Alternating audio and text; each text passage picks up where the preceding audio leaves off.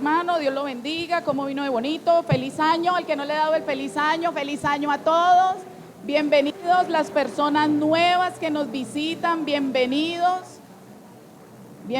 a la casa del Señor. Dese ahí un besito, un abracito, dese el feliz año, feliz año, feliz año, feliz año. Bien.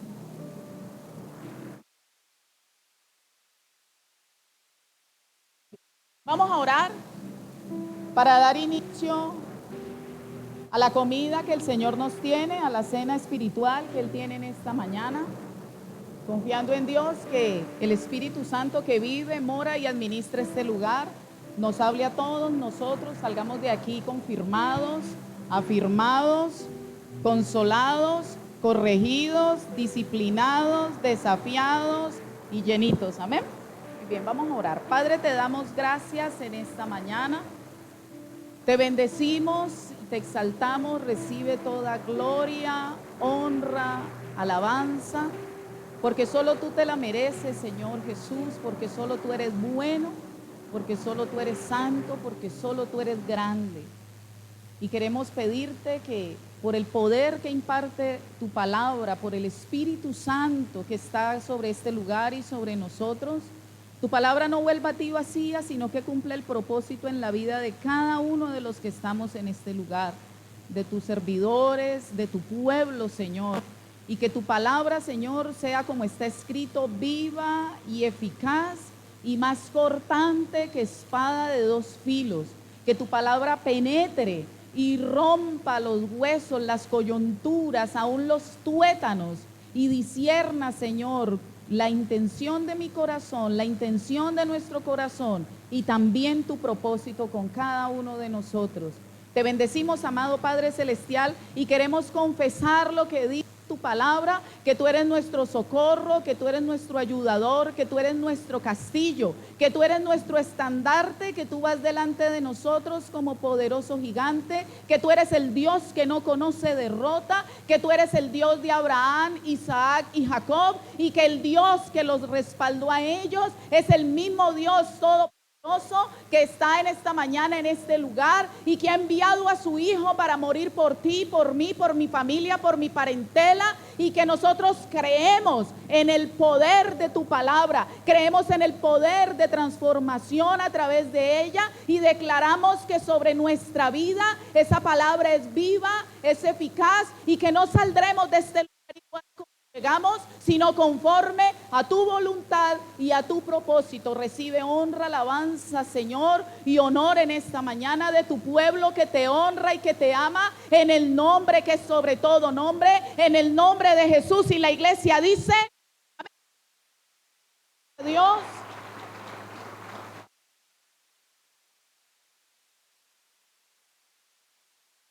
Le invito a que tome su asiento. Y este año 2023, la palabra clave y la palabra rema de nuestro año es el año de la conquista. Amén. Y básicamente conquistar es una acción. Y conquistar primeramente es una decisión y luego es una acción. Y conquistar significa apoderarse o tomar el control de algo o de alguien. Amén. Y las conquistas humanas siempre se ejercen a la brava, ¿no? Siempre se ejercen a la fuerza, desembocan en guerras y todo lo demás. Pero cuando yo lo paso al plano espiritual y al plano de lo que Jehová quiere hacer y de lo que Jesucristo ha determinado en la vida de la iglesia, nos damos cuenta que la conquista, antes de ser externa, debe ser primeramente interna. ¿Ven? Y por eso el Señor en esta mañana nos dice a todos nosotros, primeramente conquístate y luego sal a conquistar a otros. Amén. Y hablando de apoderarse, lo que Cristo quiere es que todos y cada uno de nosotros, como dice el Filipenses 2, que lo vimos ahorita en la mañana, es que nosotros todos, cada uno, tengamos el mismo sentir que hubo en Cristo Jesús. ¿Y qué dice Filipenses 2:12? Dice, tengan ustedes el mismo sentir que hubo en Cristo Jesús, que siendo como Dios, no tomó eso como cosa que aferrarse, sino que renunció a sí mismo y se entregó por amor. Amén. Y el sentir que hay referente a la conquista en cada uno de nosotros y referente al amor o a la referencia que tenemos de Cristo Jesús, es que tanto ustedes como yo debemos renunciar a lo que fuimos y empezar conforme a lo que Él quiere hacer. Amén. Y no siempre ese proceso es agradable. No siempre ese proceso ni es agradable, ni es fácil, ni es soportable. Todos los que tenemos un recorrido en la vida con el Señor, sabemos y hemos madurado y sabemos que solos no podemos lograr esas conquistas, ¿sí? Algunos necesitamos en nuestro carácter conquistar la falta de dominio propio. Otros necesitan conquistar los impulsos a nivel de vida sexual. Otros necesitan conquistar la lengua. Otros necesitan conquistar su parte trabajadora porque les cuesta, porque les da pereza. Otros necesitamos conquistar mucho más el desafío de servirle al Señor. Otros quieren conquistar su familia, pero la premisa antes de salir a conquistar a otros es que primero nos debemos conquistar a nosotros mismos. Amén. Con la ayuda del Señor. Y quiero que me acompañe a la Biblia, al Evangelio de Lucas, en el capítulo 14, versículo 27.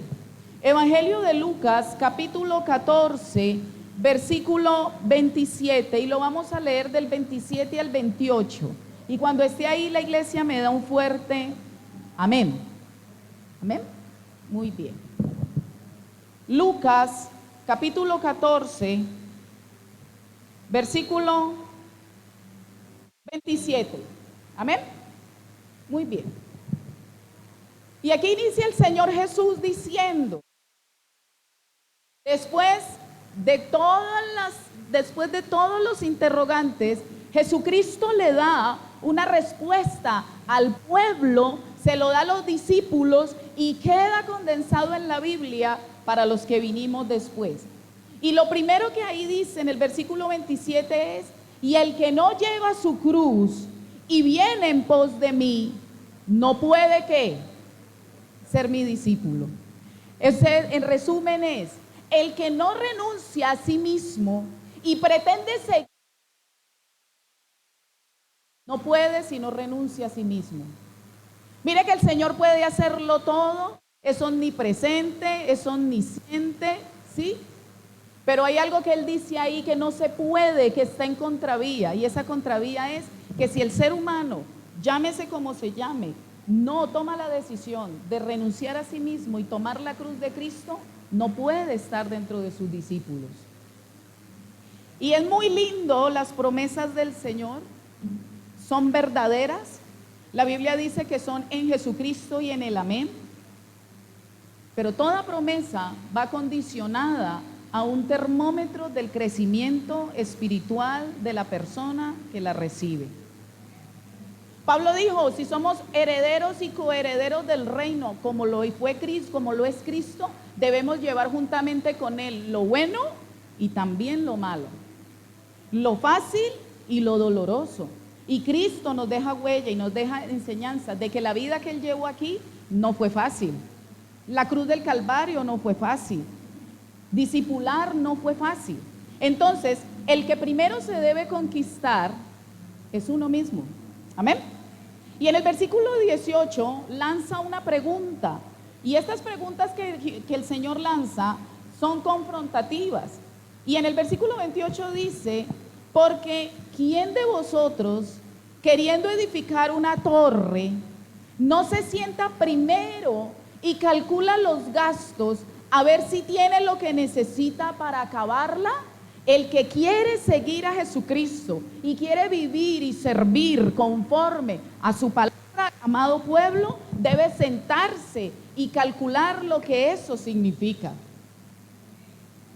Porque tengo autoridad espiritual para decirle que su vida ya no puede ser la misma, ni va a ser la misma, que su tiempo y mi tiempo va a cambiar, que las demandas del ministerio van a cambiar su vida, y que el que tiene claro que eso es así, tiene que sentarse y calcular esa parte.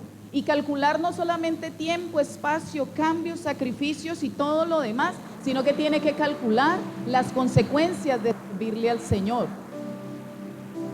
No así a la ligera, ¿sí?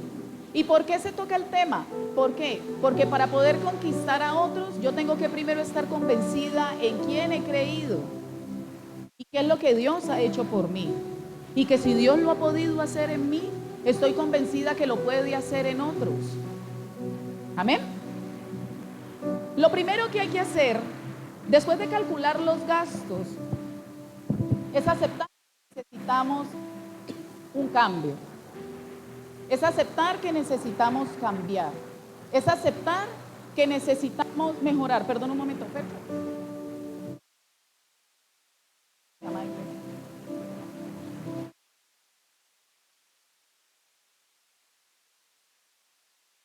Es aceptar que necesitamos cambiar.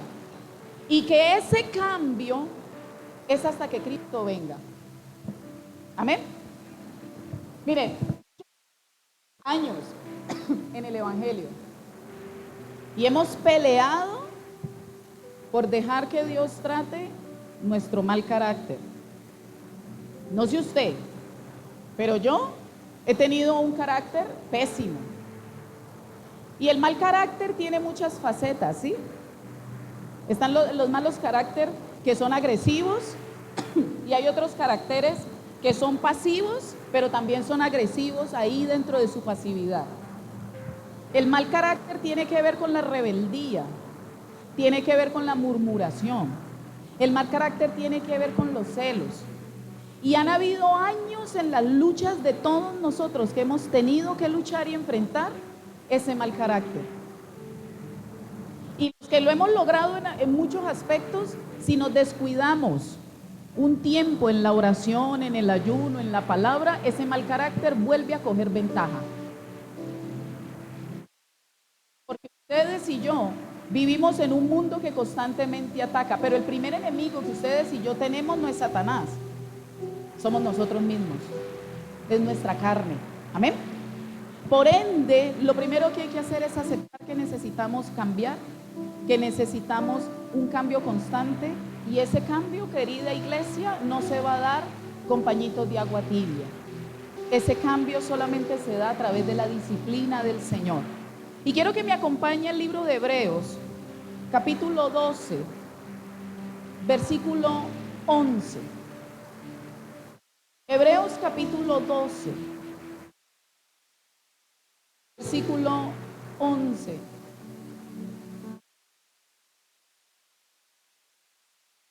Amén.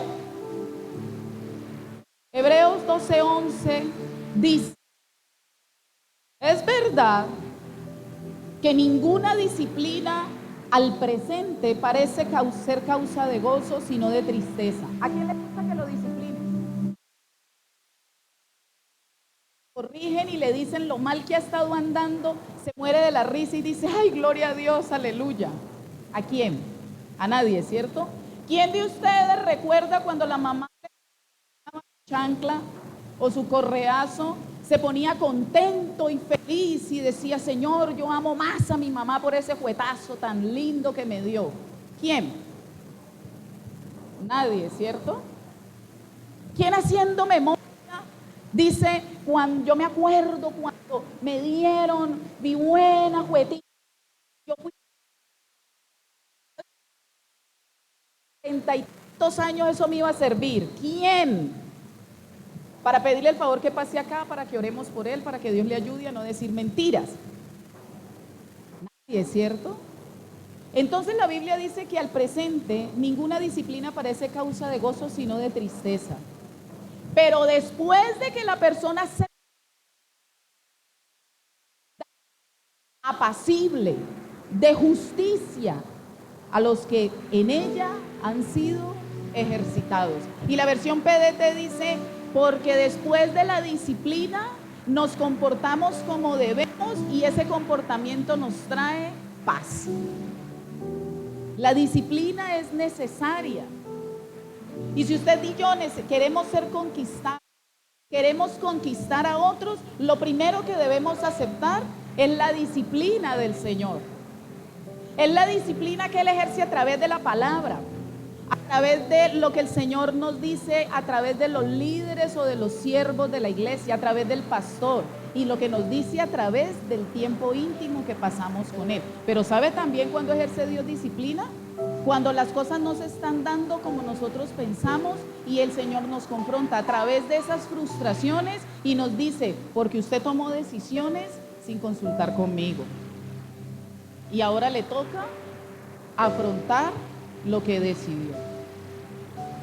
Esa disciplina, mis queridos hermanos, y para las personas nuevas que nos visitan y que de pronto nos están escuchando, esa disciplina, si usted quiere servirle al Señor y que realmente la gloria de Dios se deposite sobre usted, usted sea luminar en medio de la oscuridad, esa disciplina es todos los días.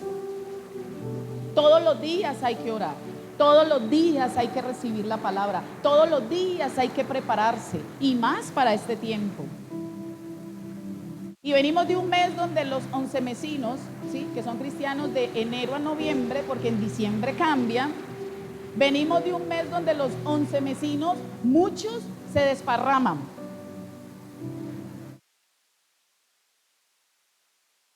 Desparrama, o sea, desperdicia.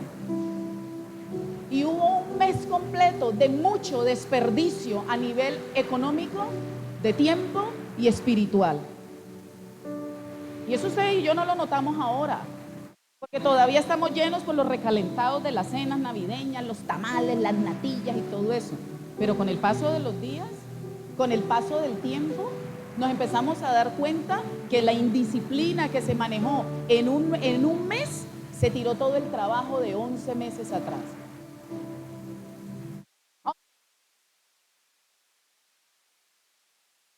Perdónenme que se los diga, el tiempo que estamos viviendo no da para ponernos con tanto y con tanto rodeo. En muchos aspectos la iglesia de Cristo ya está madura y el que no ha madurado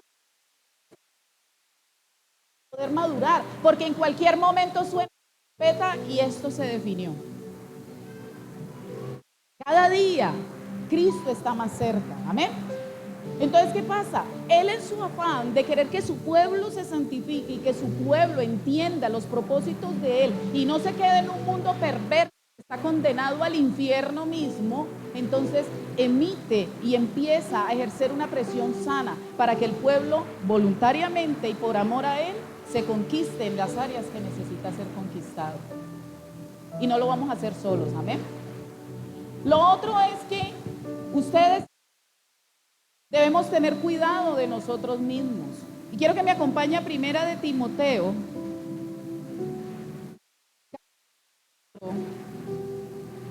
versículo 14.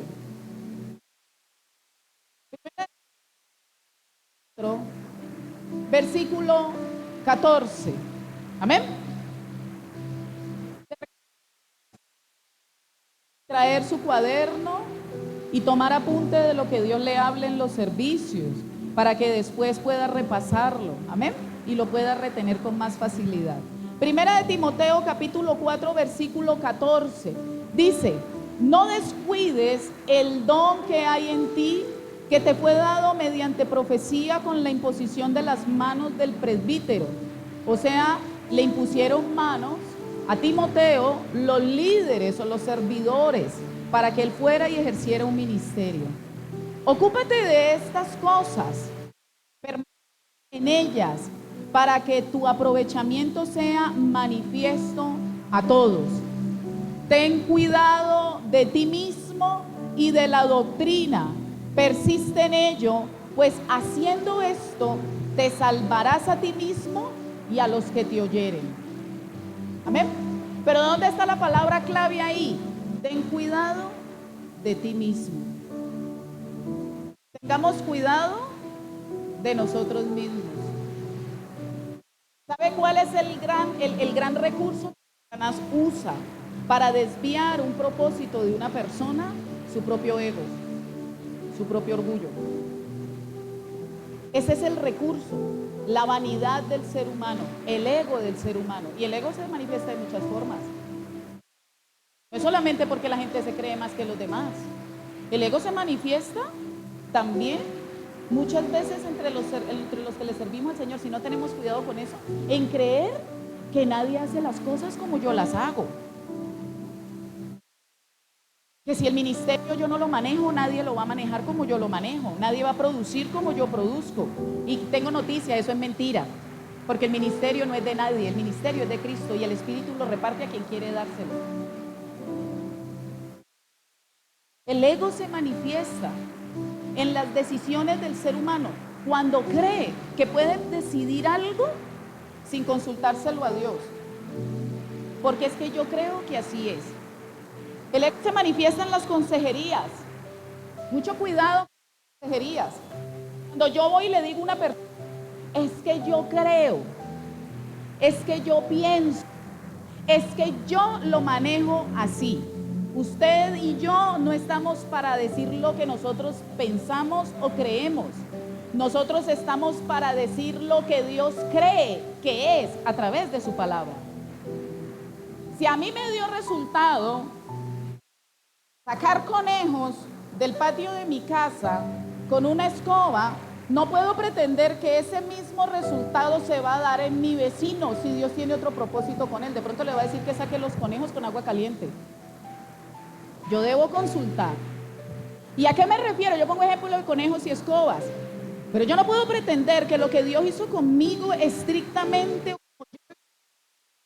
esa sea una premisa para lo que la otra persona está viviendo. Yo debo pedir primero la guía del Señor. Yo tengo que tener cuidado con mi ego.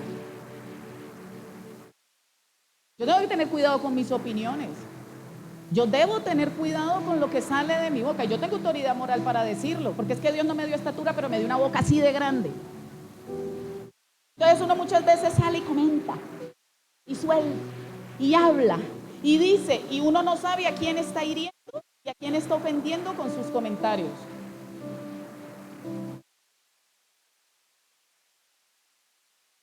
Cuidado cuando alguien lo busque para una consejería. Cuidado. Mucho cuidado, iglesia, cuando alguien le pida un consejo, encomiéndese a Dios para direccionar eso conforme a la palabra de Dios y no conforme a sus sentimientos o a sus emociones y las mías. Porque si bien es cierto que Dios condena el pecado en el infierno y muchos van a ir allí, tampoco la palabra nos dice que tenemos la autoridad para estar mandando gente al infierno, ¿no? Y ese es el problema de los evangélicos, ¿no? Mandan a todo el mundo a chupar candela. Y si nos ponemos en esa evaluación, nosotros también deberíamos ir allá. Hay que tener cuidado de nosotros mismos. Ahora Pablo le está diciendo a Timoteo, también ten cuidado de la doctrina. Si usted pasa su tiempo con Dios y yo paso mi tiempo con Dios, si nos preocupamos por capacitarnos, por tener el tiempo de oración y por pedirle a Dios la sabiduría, ¿sabe qué dice Santiago? El que tiene escasez de sabiduría, pídasela a Dios, porque Él da abundantemente y sin hacer acepción de personas. El que quiere ser sabio no necesita estar consultándole a YouTube, ni a TikTok, ni a los tarotistas, ni el horóscopo, ni nada de esas cosas. Para decidir. Amén. Entonces Pablo está diciendo, tenga cuidado de la doctrina. Este es un tiempo peligroso donde las falsas doctrinas abundan. ¿Y sabe qué es lo más chévere? Que tienen parte de la verdad. Por eso son tan creíbles. Pero el que es natural solamente ve lo natural. Pero el que es espiritual discierne lo que está en el espíritu. Y eso tiene que ver con la doctrina. No hay mejor teólogo que Satanás. Satanás sabe más Biblia que cualquiera de nosotros aquí. Así que la usa para tergiversar el propósito de Dios en la vida del ser humano. Usted debe tener cuidado de usted mismo. Yo debo tener cuidado de mí misma, pero también debemos cuidar la doctrina. Y entonces es increíble ver cuando la misma Biblia advierte y los mismos hermanos de la iglesia le salen a uno con unas cosas y uno le pregunta, ¿y usted dónde se dio cuenta de eso? ¿Quién le comentó eso? Lo vi de un predicador muy bueno que estoy siguiendo. Escuchar bobadas de una persona que no tiene la formación, pero no viene a la escuela los lunes una hora. ¿Por qué lo digo? Pues porque yo soy la maestra de escuelas, entonces los convoco de una vez, ¿sí? A la mala, pero los convoco. Porque Satanás siempre por medio de la palabra te va a decir a ti y a mí lo que tú quieres es, sino lo que necesitamos recibir para cambiar. Es la diferencia. Y por lo general lo que necesitamos es por su corazón. Amén. Muy bien. No me miren así.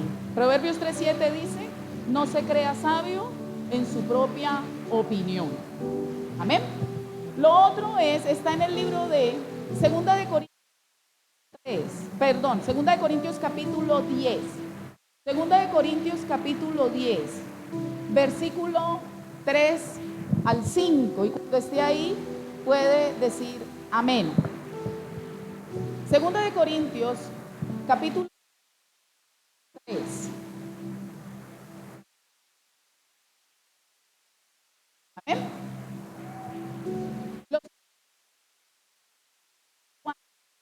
Después de reconocer y de aceptar las correcciones del Señor, tener cuidado de sí mismo, es dejar que la misma palabra y el conocimiento de ella nos derribe todos esos argumentos y todas esas ideas raras que se han levantado como una fortaleza en nuestro entendimiento. Y en el versículo 3, el Señor dice, 2 de Corintios 3, capítulo 10, versículo 3, dice, pues aunque andamos en la carne, no militamos según la carne. O sea, aunque ustedes y yo estamos atrapados en este cuerpo y en esta tierra, el llamado es no andar conforme a lo que la gente diga, sino conforme a lo que el Señor diga. Amén. Versículo 4. ¿Por qué? Porque las armas de nuestra milicia no son carnales. O sea, las armas que el cristiano y el creyente tiene no son dadas por seres humanos, sino poderosas ¿en quién? En Dios. ¿Para la destrucción de qué? Fortalezas, ¿cierto? Y por lo general se piensa que las fortalezas, ahora, ese lugar allá. Pero resulta que las fortalezas que las armas de Dios nos da son las fortalezas que yo misma tengo. Las tengo en mi corazón, grabadas, plasmadas, arraigadas, incluso desde niña. Porque ustedes y yo venimos con fortalezas y con ideas que nos sembraron nuestros padres, nuestros tíos, nuestros vecinos, incluso nuestros maestros de escuela primaria cuando éramos niños.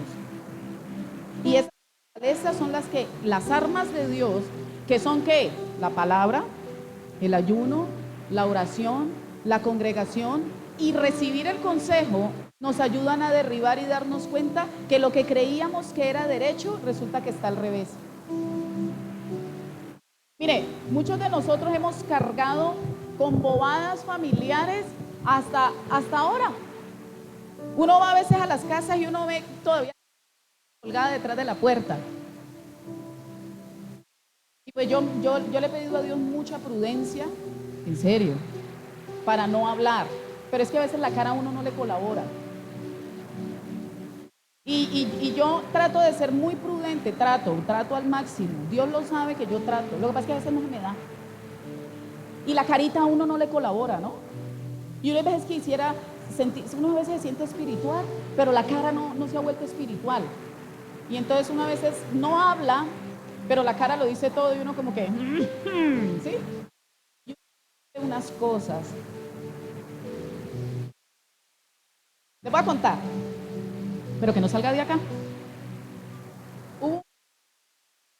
A mí personalmente no me gustan los sepelios, ni las salas de velación, ni nada de esa cuestión, porque tengo una afectación a eso, esa es la realidad.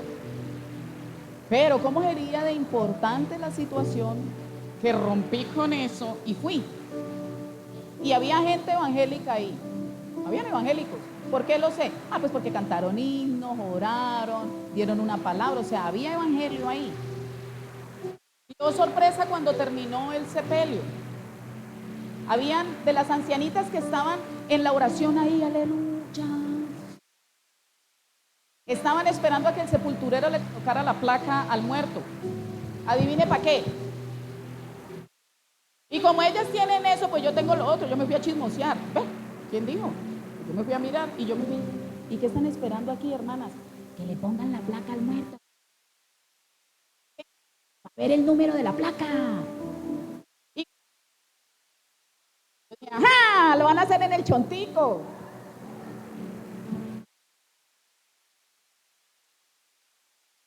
La risa, pero es verdad. Todavía hay creencias. Todavía hay agüeros. Todavía hay cristianos comiéndose las 12 uvas a las 12 de la noche y cantando yo no olvido.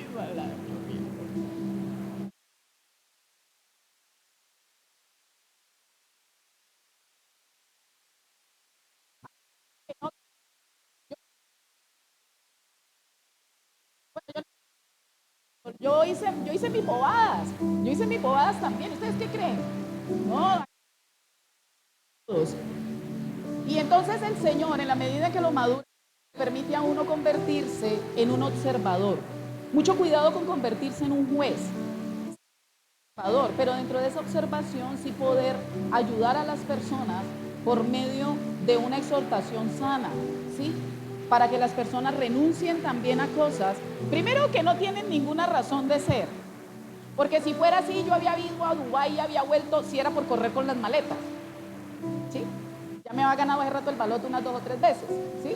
No había pinzas con qué cogerme, si eso fuera verdad. Primero eso, y segundo porque realmente cuando ya hay el conocimiento, por esas bobadas uno ofende al Señor.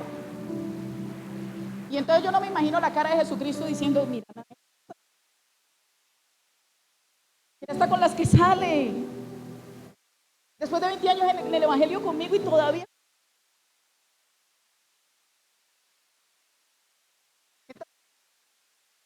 Es derribar fortalezas. Amén. Versículo 5. Yo sé que ya les dio risa, pero es verdad. Yo creo que están imaginando ahí, y más de uno hizo retrospectiva. Ole, yo me comí las 12. Mire, hay veces que uno participa en agüeros y en cosas y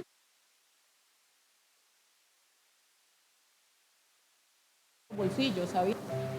Yo como yo ya sepa qué es eso, yo digo, no, déjame evitarme cosas. Y uno muchas veces está ahí contento comiendo y cuando siente Blanca, porque la nombro con nombre propio, y cuando me dice, tenga, mija, tenga, y es metiéndole a uno un puñadito de lentejas en los bolsillos. ¿Sí? Con buena intención, claro, pero que no sirve de nada. Amén. Porque el que no trabaja y no come. Eso dice la Biblia, el que no trabaja, que no coma. Entonces, si lo dice el Señor, pues no hay vuelta de hoja, ¿cierto? Y si funcionara, créanme que, mejor dicho, con toda la mano de lentejas que yo me eché en los bolsillos, muy bien. Démosle la vuelta, versículo 5. No, está pensando en esas lentejas ahí. Todavía las tienen en el jean, algunos. Bueno, versículo 2. Y toda altivez que se levanta contra el conocimiento de Dios, a la obediencia de Cristo. Y mire que la Biblia habla de argumentos, pero también habla de altivez. Y la altivez no siempre es la persona petulante, no siempre es la persona que mira por encima del hombro. Eso es una manifestación. Pero las altiveces en nosotros es cuando nuestro yo quiere ocupar el lugar que debe ocupar la palabra del Señor. ¿Ven? Entonces a eso es a lo que nosotros debemos dirigirnos. Permitir que el Señor, a través de su palabra y de su disciplina, derribe todos esos argumentos. Y les cuento una cosa de afrontar. Porque vas a tener, amado hermano y amada hermana, que estás en este lugar, como lo hemos hecho muchos aquí y que todavía nos falta, pero que lo hemos logrado ver obrar en el Señor. Derribar cosas que incluso creías tan correctas y darte cuenta que tu misma mamá y tu mismo papá, las personas que tanto amas y por las estaban erradas. Por eso Jesucristo dice, el que no deja padre y a madre, esposa, esposo, hijos, por causa de mí, no puede ser mi discípulo. Y no está diciendo de abandonar a las personas, está diciendo de abandonar la influencia humana en estas cosas que no tienen nada que ver con el reino. Sé que no es bueno de recibir, pero alguien se los tenía que decir. Alguien lo tiene que decir. Porque cuando Cristo venga, la iglesia va a ser juzgada en el tribunal de Cristo. Y cuando esté Cristo en su tribunal, nos llame a lista, yo aspiro a poder ir allá y que el Señor me diga a mí muchas cosas que me tenga que decir, pero jamás que no transmití lo que Él me enseñó cuando tuve la oportunidad de hacerlo. Así que muchas veces uno se ofende, pero la verdad es que la palabra es clara. ¿Amén? Muy bien. Sea de... Entonces puedo decir que puedo ir en su nombre a conquistar a otros. Ahora, no me vaya a tomar este primer punto como decir, como yo no me he conquistado con el problema del chisme, pues yo ni para qué voy a servir. No, lo que la Biblia está diciendo es que empecemos desde ya, pero a seguir sirviéndole también. Porque de aquí a que usted se conquiste y yo me conquiste ahí sentados mirando para el techo, eso no funciona así. Es recibiendo y haciendo, recibiendo y haciendo, recibiendo y haciendo. Y en el camino el Señor va puliendo, puliendo, puliendo. Amén. Entonces ahora yo me voy a conquistar a otros. Y la mejor herramienta que la Biblia nos deja para conquistar a otros, más que todo cuando se evangeliza, cuando se le quiere dar a entender a otros lo que Cristo tiene para ellos, está en muchas partes de la Biblia, pero el Señor me guió en un específico y está en Santiago capítulo 1, versículo 19. Santiago capítulo 1, versículo 19. Cuando esté ahí me diga amén. Santiago capítulo 1 versículo 19, amén. ¿Y qué dice Santiago? Por esto, mis amados hermanos, para oír y tardo para hablar. Luego hay una coma y dice, tardo para airarse. Tres frases ahí. Pronto para escuchar, tardo para hablar y tardo para enojarse. El que se enoja con facilidad está en la carne. El que se impacienta con facilidad está en la carne, está en su naturaleza humana. El que no come a las 12 y se empieza a desesperar está en la carne. Nosotros también, pero aprendimos a coger esa carne y decirle, pues no, respirar y dominar, porque si no la carne toma el control. Y cuando hablamos de servirle al Señor, obligatoriamente, esto es parte del servicio al Señor, nos vamos a encontrar con personas que son bien especiales.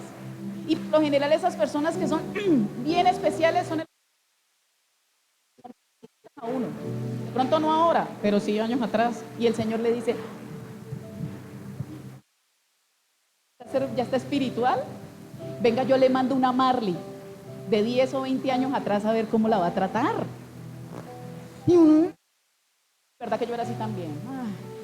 Y si uno fue bocón, el Señor le manda unos bocones también así que salen y dicen cosas y uno... Porque yo les confieso aquí entre nos, ¿no? ¿Sí? Yo era bien directa para decir las cosas que se póngala como quiera y hágala como quiera. Yo era así, era. Y resulta que cuando uno ya el Señor le corrige eso, con mucho trabajo y con mucha disciplina, el Señor le manda a uno otro igualito a como era uno, bien hiriente para decirle las cosas. Y esa persona bien hiriente como era uno le dice, es que usted esto, es que usted aquello. Y viene que le dice el Señor, reciba. Claro, porque más rico es dar que recibir, ¿no? Bueno, entonces reciba. Pero ¿qué nos dice el Señor a la iglesia? Mire que Santiago está diciendo, por amados hermanos, le está hablando a la iglesia. No está diciendo por tanto generaciones, por tanto pueblos de la tierra. Está diciendo amados hermanos. Todo hombre sea pronto para escuchar, ¿sí? Pero no chismes, ¿no? Sino para escuchar los argumentos, para escuchar ideas, para escuchar las posturas, el dolor, el sufrimiento, lo que le pasó a la otra persona. Y tardo para hablar, porque uno muchas veces se acelera a hacer comentarios sin ni siquiera haber escuchado bien lo que la persona tiene que decir. Y tardo para airarse. Tardo para airarse. Ese sí que nos cae a nosotros de rechupete. El Señor a mí sí que me probó ahorita en diciembre con eso de tardo para airarse, porque uno en el centro, comprando esos balones y esas cositas para los niños, y uno detrás de gente que...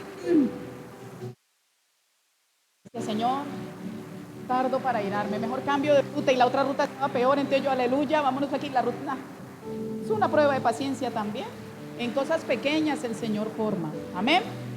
Entonces, ¿cómo conquisto a otros siendo de bendición y no de maldición? ¿Cuándo me convierto yo en una maldición? Cuando en vez de ayudar a levantar al hermano o a la persona que necesita, me pongo a emitir comentarios fuera de lugar, creyendo que tengo la razón. Y la persona, mire, amada iglesia, por lo general cuando alguien nos cuenta algo, no está buscando que encima de eso le digan en qué la embarró, porque ella ya sabe. Está buscando una solución. Y es que encontrar quien se compagine con ella para que lo que está haciendo mal hecho, uno le diga, sí, tranquila.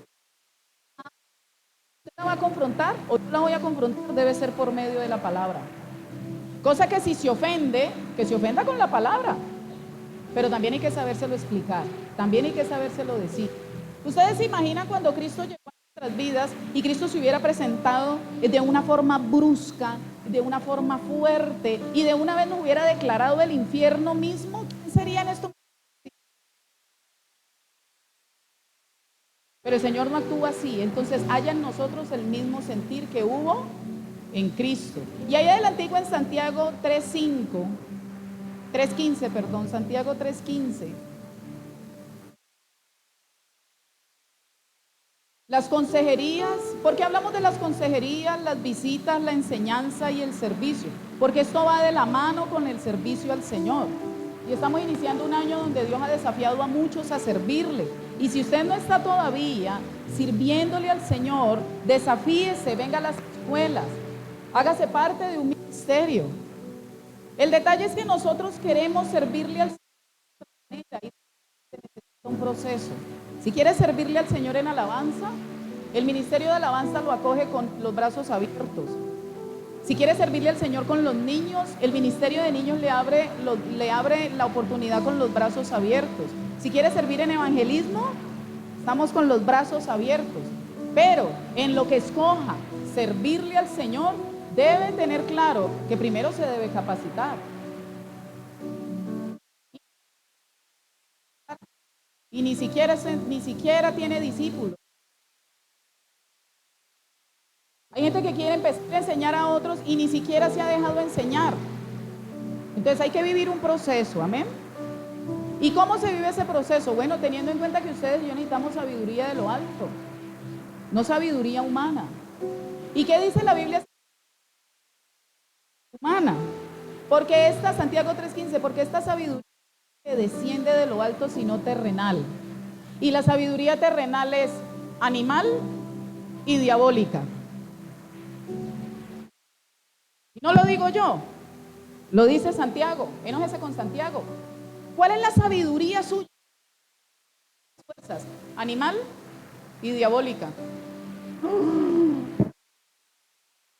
Pero es la realidad. Ningún ser humano, y yo dejo por claro esto a las personas nuevas que nos visitan también, con mucho amor y con mucho respeto. En algún momento también estuvimos aquí sentados. Ningún ser humano puede pelear esta batalla sin la ayuda de Jesucristo. Y mucho tener la victoria sin Jesucristo. Ningún ser humano puede conquistarse a sí mismo si el Espíritu Santo de Dios no reposa sobre él y lo mueve a estudiar su palabra, y lo mueve a entrar en comunión con él, y lo mueve a servirle a otros. No lo va a lograr. Eso se llama cargar la cruz. Amén. Muy bien. La idea de conquistar a otros es para impartir sabiduría de lo alto, pero también para potenciar a otros a que logren sus niveles de gloria en el Señor. La razón de ser por la cual Dios a mí En medio de poder haber podido escoger gente más bonita, más alta, más inteligente, mucho más capacitada que yo, pero a pesar de eso me escogió a mí, no es porque yo me lo merezca, es porque quiso potenciar en mí lo que Él me dio para que yo sea útil y ayude a potenciar a otros lo que otros tienen que Dios les dio. Esa es la razón de ser de la iglesia. La razón de ser de un siervo, de un hombre y de una mujer de Dios es ayudar a otro a encontrarse con Jesucristo y que Jesucristo haga en él lo maravilloso y lo grande que Él tiene para esa persona, no para brillar yo. Entonces, cuando yo aclaro eso, el cambio de mentalidad es atroz, porque resulta que yo ya no quiero el aplauso. Yo ya no quiero la palmada en la espalda, yo ya quiero la gloria. Yo quiero ver a esa persona disfrutar de la salvación y de la gloria de Dios y saber que yo pude participar en eso.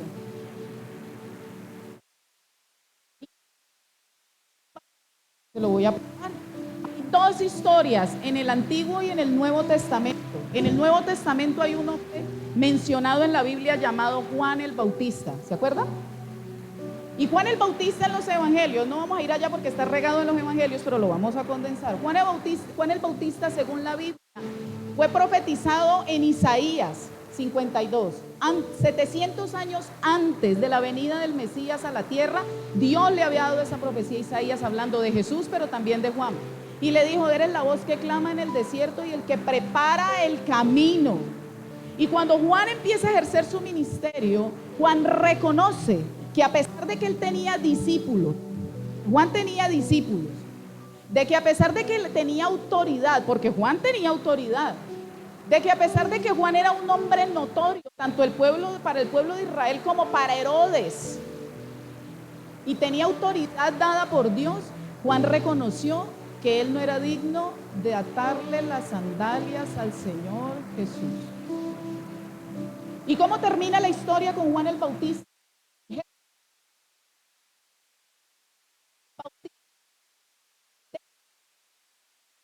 He aquí el Cordero de Dios que quita el pecado del mundo, quedó escrito, y después de eso Él entrega el ministerio que Él hizo, de la gente que Él ministró, de la gente que Él formó, los envió a Jesucristo. Y ese es el trabajo de un líder y de un servidor del Señor.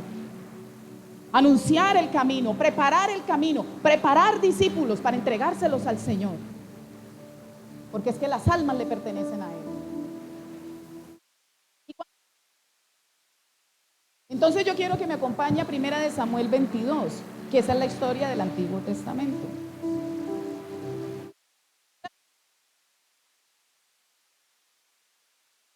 Ya les digo si es 22 o 2. Creo que es 22. Hoy. 22. 1 Samuel capítulo 22. Y aquí ya estamos hablando de David. Ya Dios nos dice de Juan. Ahora vamos al Antiguo Testamento, a David, ¿sí? Versículo 1, 1 Samuel capítulo 22, versículo 1. Yéndose luego David de allí, donde lo venían persiguiendo, huyó a la cueva de Adulam. Adulam era una región al sur de Judá, era un lugar de refugio, y él fue a refugiarse allá. Pero no se refugió en la ciudad, se refugió en una cueva, ¿sí? Y cuando sus hermanos y toda la casa de su padre lo supieron, vinieron allí a él. Cuando la Biblia dice la casa de su padre, no está hablando solamente de la familia y la parentela, sino de los que pertenecían a la tribu de Judá, a la cual era perteneciente David. Amén. O sea que no eran poquitos. Versículo 2. Y se juntaron con él todos afligidos y todo el que estaba endeudado y todos los que se hallaban en amargura de espíritu, y fue hecho jefe de ellos, y tuvo consigo como 400 hombres. ¿Quiénes fueron a la cueva de Adulam? Los endeudados, los que estaban de luto y los que estaban afligidos. En la Nueva Versión Internacional dice los que no querían vivir. O sea, no le llegaron los poderosos, los ricos, los bonitos, le llegó la gente por la que nadie daba un peso a encerrarse con él allá. Pero segunda de Samuel capítulo 23, unos capítulos más adelante, ¿sabe quiénes salieron de la cueva de Adulam? Los 37 valientes de Israel. Porque algunos dicen que eran 30 los valientes de David. No, eran 37. Y eran los valientes de David, pero luego se llamaron los valientes de Israel. Hombres de guerra, escuderos que enfrentaron a los filisteos, que le dieron la gloria a Dios y derrotaron pueblos paganos. Hicieron que Israel creciera y fuera victorioso. Todo esto uno lo conoce por David, pero David no estaba solo. ¿Qué hizo David con 400 personas encerradas en una cueva? Ahora la pregunta es, si Dios nos mete a nosotros y todos están endeudados, enlutados y afligidos, ¿qué va a salir de ahí conmigo? ¿Va a salir gente a quererse morir o va a salir gente victoriosa como lo que David sacó? Y el punto es que si ustedes y yo queremos conquistar a otros, la conquista es potenciar a otros a que logren su máximo nivel en el Señor.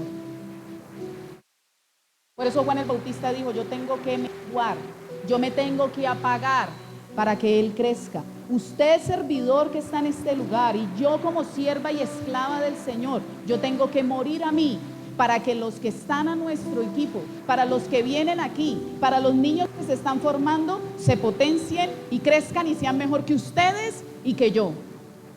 Que Dios haga en aquellos que nos ha entregado para formar gente mejor. Que usted se convierta en un David, que cuando lleguen enlutados, endeudados y afligidos, usted de ahí saque los valientes de Jesús para servirle a Él. Esa es la razón de ser de la conquista. Y esa es la razón de ser de la conquista de este año. Potenciar a otros al máximo nivel que Dios les entregó. Y cuando ustedes y yo potenciamos a otros, el Señor ha prometido una corona de vida y se la va a entregar cuando Él venga. Amén. Yo le invito a que se coloque sobre sus pies.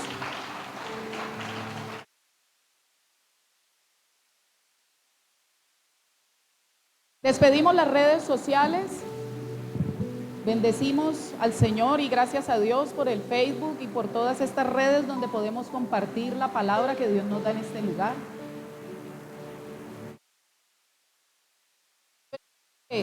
Lánzala. Yo le